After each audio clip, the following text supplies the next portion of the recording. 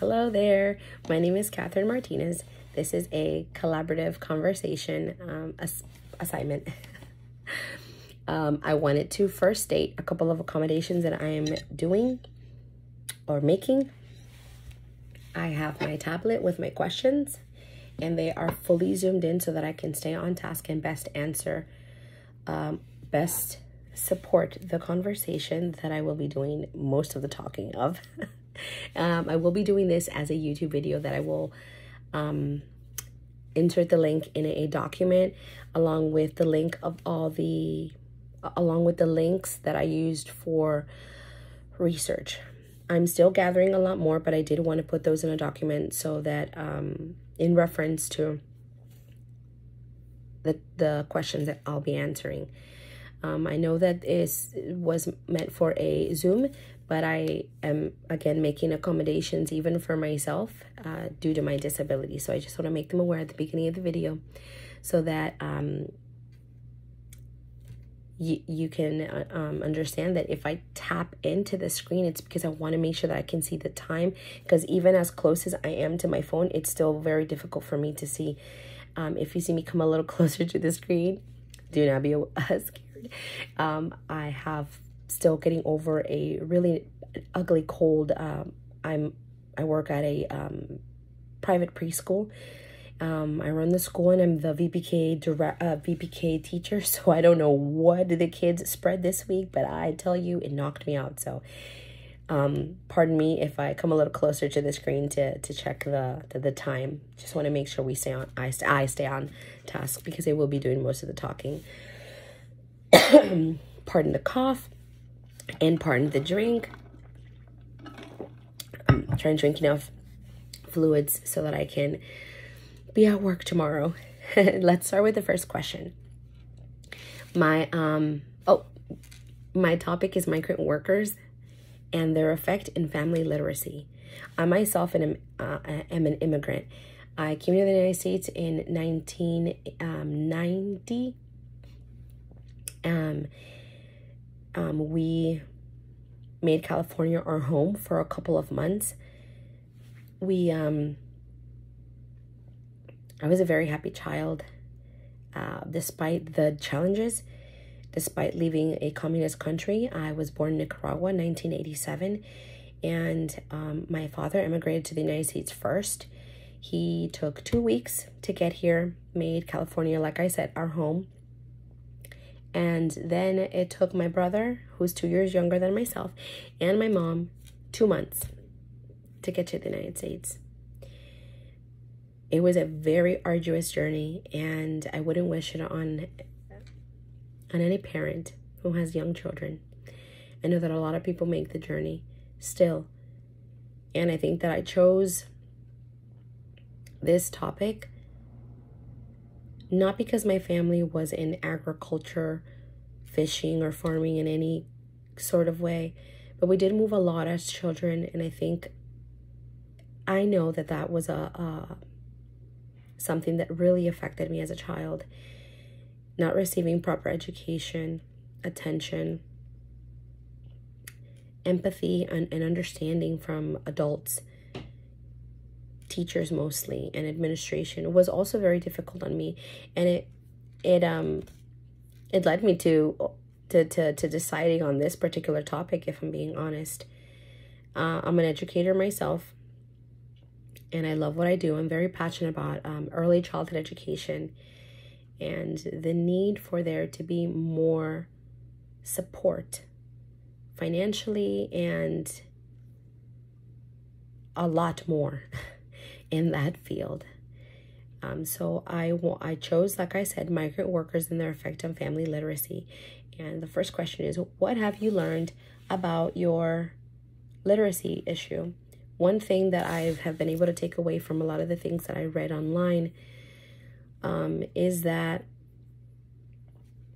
as ignorant as I'm going to sound as an educator, is that I don't live in a pond. And I realized that this is a real big issue. And I realized that a lot of these children move consistently. And there is a lot more that goes on in the nation, even as far as outside of my county, that I'm not aware of, because I'm so focused on the needs of the families in my school and whatnot. And what I took away from this, having learned about this issue, is that it is real. It is a real issue. It affects children.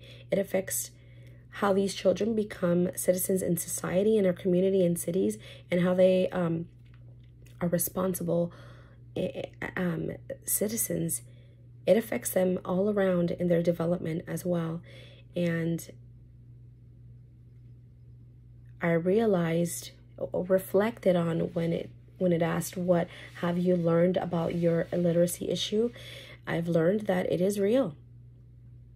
It is real, and not sufficient enough is being done about it. Number 2, how does your literacy issue affect family literacy? I have a few families this school year in my class who are bilingual.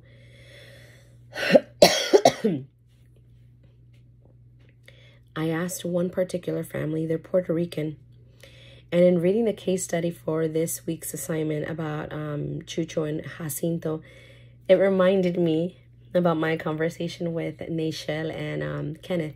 They are 2 Puerto Rican parents raising Kalani. She is a student in my class. And Kenneth speaks a lot more Spanish to Kalani than Nashel does. She tries to only speak English to her all the time.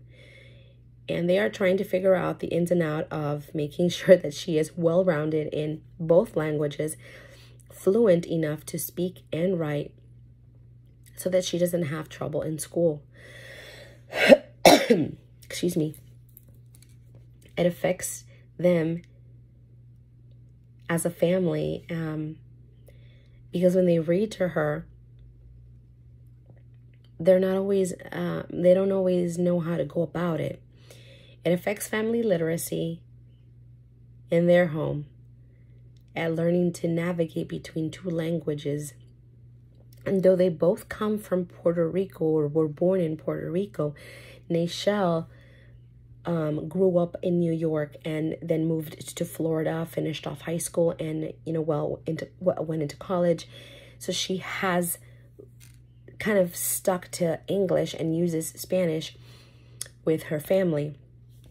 Kenneth only recently, in the past, I think he said the past 12 years, moved to Florida because he, wanted a better job and make more money and sustainability, financial sustainability. So that makes sense. So up until, 12 some years ago, he was only speaking Spanish on the island. And now they have both come together and they're raising a child.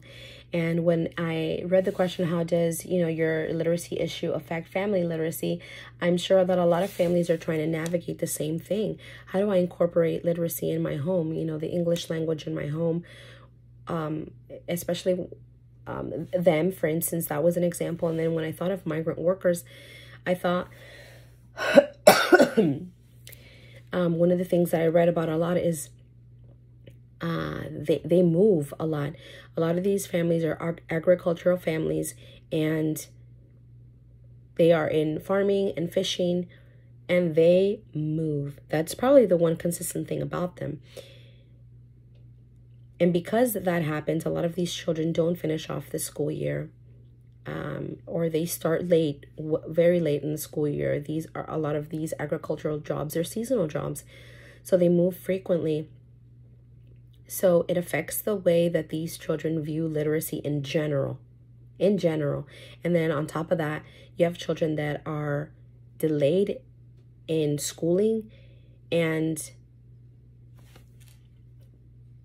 you're going to see delays in speech as well. That those are just thoughts that I had, and in reading some of the material, it affects them in the long run of how they perform, as we mentioned, citizens in the community. It affects them in the home. This family in particular, Nashel and Kenneth, they're trying to figure it out themselves. I can't imagine a migrant family who depending on the season, will move often. Who are the stakeholders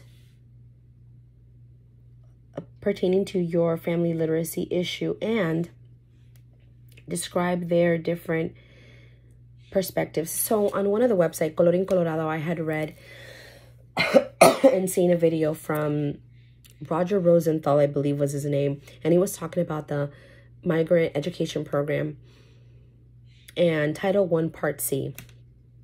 And that's something that I'm going to do more research on, since it's just me in this group conversation. But in watching the video and his description about the program and the things being done for migrant children, I realized there is more than just families and children as stakeholders. There's also teachers.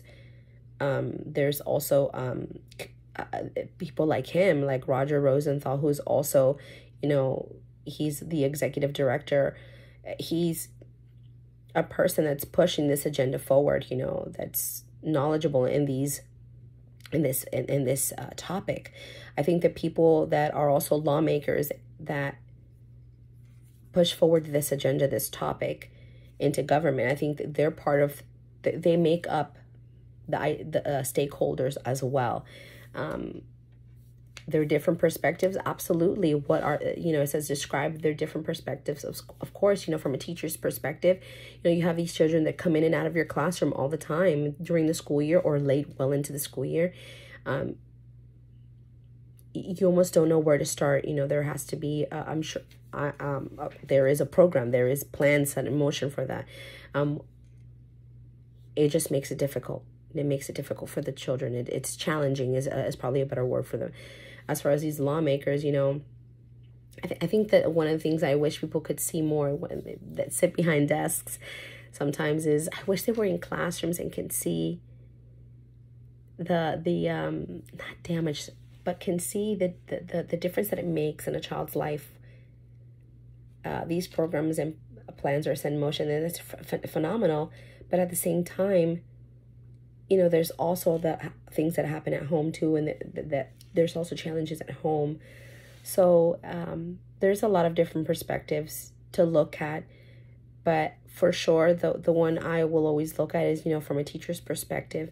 And when you have a child that starts at 3-4 months after the school year started, that's hard to have them catch up. It's very difficult. What are the family literacy programs currently in place as it pertains to your topic? So I know that there's Head Start for children that are, you know, in early childhood education or early childhood facilities. There is, I did read about the migrant education program, and one of the things that I read about is that during the summer, to help these children catch up, they offer summer school, and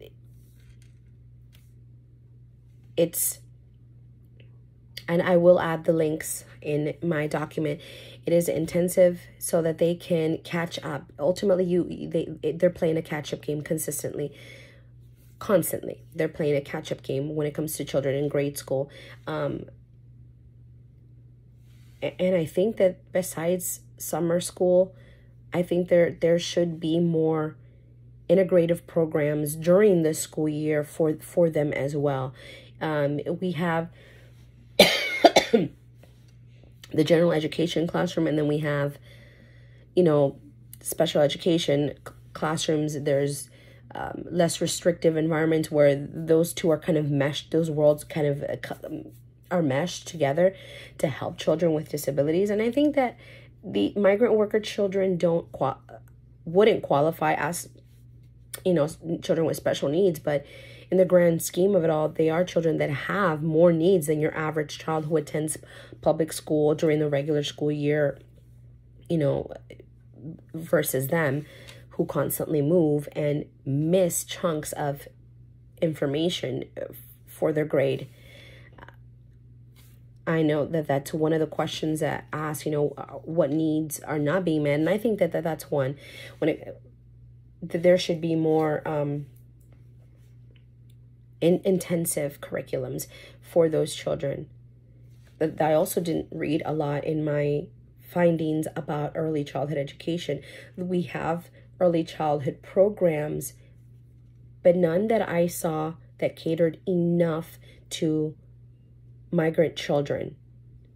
And that could just be lack of research on my end. That is something that I'm going to try and read more about, but find more information about. But that was something else that I didn't see a lot about. How do these programs meet the needs? They are helping children to catch up. Honest to God, that is hard, because I was one of those kids. I was not a migrant child, in the sense that my family was not in an agricultural